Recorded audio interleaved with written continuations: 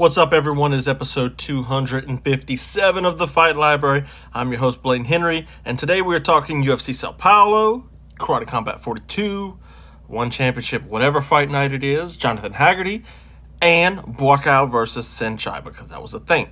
Before we get into this, please drop a sub, a review, a like, a comment. Let me know what you're thinking about the episode. I'm always looking to ways to make things better. These are also live, so if you see me on YouTube looking off to this direction, that means I'm talking to Twitter, and I can read their comments, and I talk about them in real time. Twitter, if you see me ignoring you and talking here, that's because YouTube is on the hook right now. So, let's dive into today's episode with Jailton Almeida's win over Derrick Lewis. It was boring, but it was cool. I forgot to load up my diagrams. I don't even know if I can anymore. No, I don't think so. Hold on. Let's see. Yep, that ain't happening. Oh well. I was going to load up some diagrams to kind of go over what Almeida did, kind of illustrate it for the YouTube crowd, but we'll have to do that another day. So, if you missed it, Jailton Almeida dominated Derrick Lewis, racked up 21 minutes of control time and approximately the same amount of strikes. Not really, it was probably about 150 from what I said, but if you control your opponent for 21 minutes of time, you should land more than 150 strikes. Alright, so my biggest gripe on the fight was the fact that Derrick Lewis had zero incentive, none, zilch, zip, to stop Jailton Almeida from getting to the mount. You know why? Because Jailton Almeida literally just sat there. He's like, all right, position over submission. Now, that's a valid point. Position over submission it's especially against somebody like Derrick Lewis, who is a scary fighter and who can put the lights out at any moment. It makes sense. But at some point, Mark Goddard's the ref, and he's yelling at me, do some work. The dude was getting tired of it. It was boring, but it was effective. And when a fighter, if this goes in kind of the state of fighter pay, when a fighter has half of their pay on the line, you go out and you get fights like this. Think about that for a second. If Almeida decided to burn his arms out in the hunt of an extra 50 G's, and Derrick Lewis decides, hey guys, jiu-jitsu ain't real, I'm getting up. Down he goes. Tumbling. Half of his paycheck gone. Not a good look. So we're going to get stinkers like these every now and then. And this fight was a stinker. But Almeida looked great. Does he beat Tom Aspinall or Sergey, which one's at the top right now? Not Spivak. Pavlovich. Sergey Pavlovich? I forgot his name for a second. He's fighting for the title. Jeez. John Jones? Probably not. Not what I saw. I don't know if he beats Curtis Blaydes. That was his original opponent too. And I'd actually like to see that one rebooked. Curtis Blaydes has the ability to counter-wrestle against Jailton Almeida, which is a big deal. He can counter-wrestle. He can stop those takedown attempts because they were great.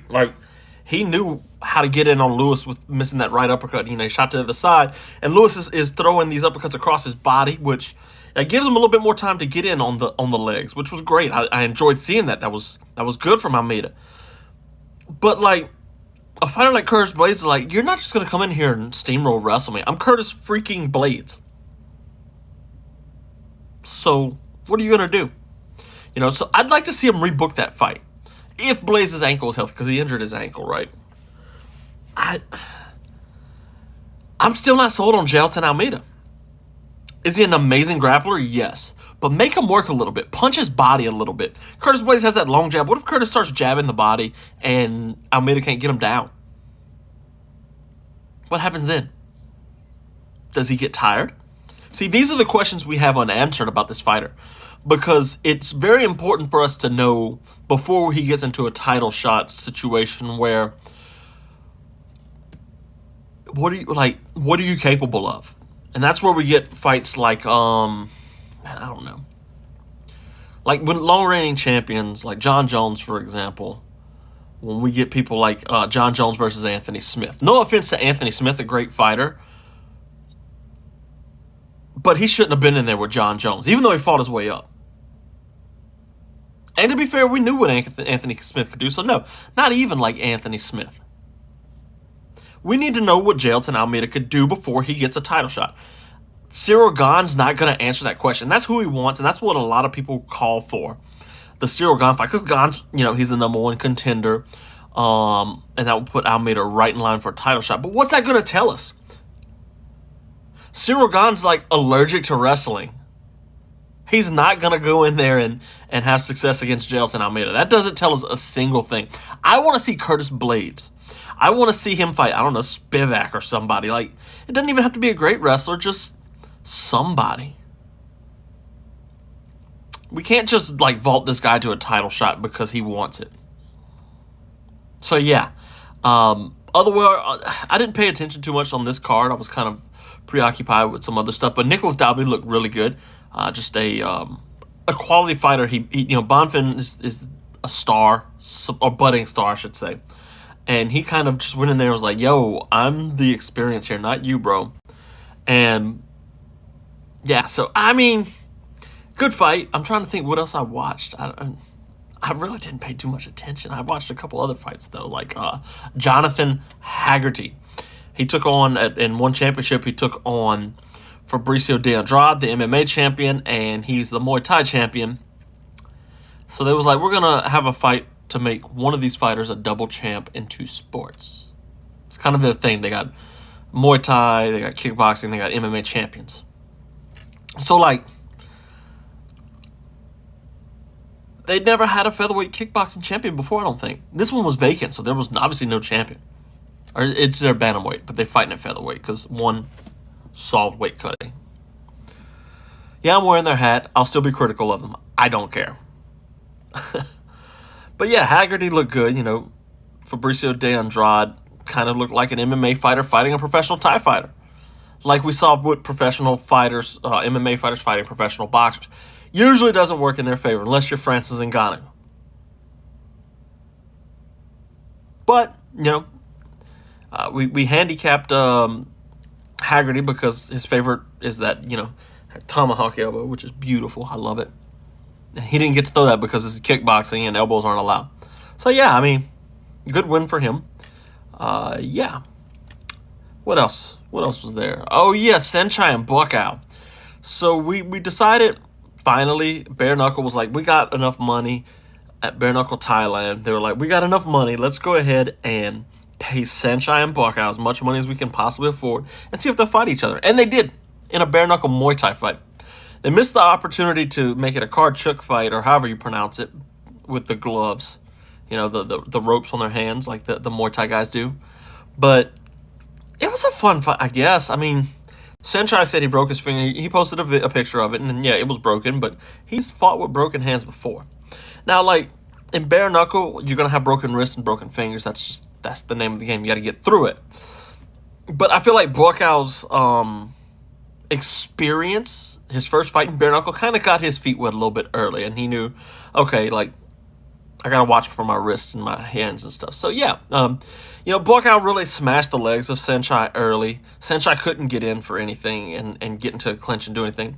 It was funny, the Buakaw kept sweeping him, and with the Bare Knuckle rule set, it wasn't allowed. We're not allowing the sweeps, they said.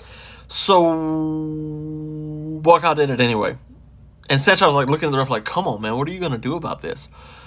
And I think it was the fifth round. Saenchai got tired of it. He swept him back and was like, come on, bro. So, but, like, Buakaw, his kicks were too much for Saenchai. He was limping by the end of it.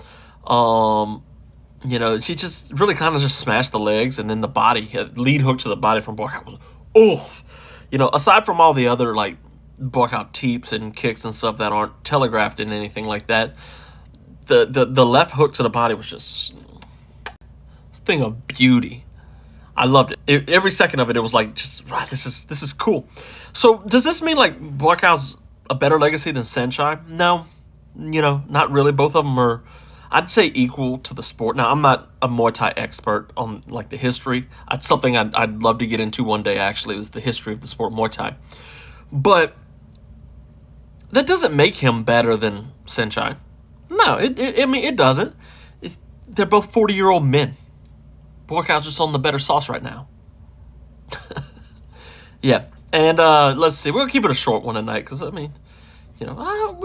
go ahead and talk about some Jiri after this next part. Karate Combat 42 happened this weekend. I managed to catch just one fight, the main event. I watched on my lunch break today. It was Edgar, I almost said Bruno Assis. He fought and beat Tim Ha on that card. It was Edgar, Skrivers, and Luiz Rocha 3. So this was the trilogy fight. It's Karate Combat's first actual trilogy. They're going to build the Anthony Pettis, Benson Henderson as a trilogy, but, this is the first one where all 3 fights have been in Karate Combat, and that's kind of the history you want to build. But, Skrivers usually comes out and fights, and he didn't fight hard this time. It was kind of like, he was scared, almost. Not scared, as in, he was timid to throw, I should say. And that really hurt, because, he kept wanting to grapple and take him down. And the takedowns are great in Karate Combat and everything, but it wasn't he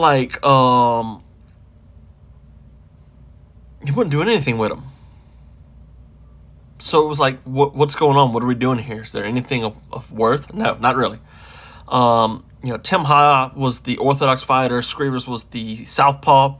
And not Tim Ha. Luiz Rocha, I'm sorry. He was the orthodox fighter. And Skrivers is the southpaw. And Don Luke, what's up? Don Luke just joined us from Twitter. Anyway, so what he did a good job on, Kid Machida just joined. Ooh. Hey, Kid Machida. Where's Adult Machida at? Luiz Rocha just did a good job of stepping on that outside, that lead foot. And you'll hear a lot of the times where Southpaw versus North, you have to get the lead foot. You have to get the lead foot, battle the lead foot, battle the lead hands. And while I'm more inclined to say, yeah, the battle of the lead hands is always important, the battle of the lead foot's not always important. Like, for example, look at Manny Pacquiao. Pacquiao, yeah, look at Manny Pacquiao. He always stepped to the inside angle, to the inside of the outfoot to get into the pocket. So it's not that you can't have success with the inside foot. It's just you have to know how to use it. And Skrivers didn't know what to do to use it. So, Ha kept stepping in deep on that outside foot, and then a right hand to the body. And at the end of the day, Skrivers didn't do enough to get the job done, and he deserved the victory. Luiz Rocha did. So, yeah, great. I'm excited for Karate Combat 43.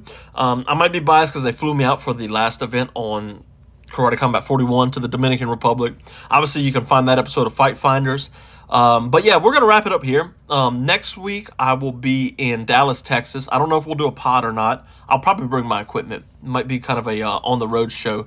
But I'll be in Dallas, Texas, going watch the 16th World Wushu Championship. So a lot of Sanda. Talao is going to be there, but I'm not really as much as interested in that. So Fight Finders Episode 2 is coming out. Follow me on Twitter, Blaine Henry TFL. That's where you can tweet at me and say, hey, you're an idiot. You don't know what you're talking about. Or you can be like, hey, I enjoyed the show. Twitter guys, y'all are great. Follow me on YouTube, the Fight Library right there too.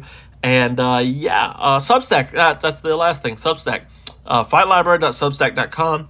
If you miss this and you don't get on YouTube or anything, these come right to your inbox, as well as my breakdowns for before and aftermath and any other article I write, which is currently a Musashi article in the lineage of his Art of Two Swords is One. So yeah. All right, guys, I'm out. That's it. Later.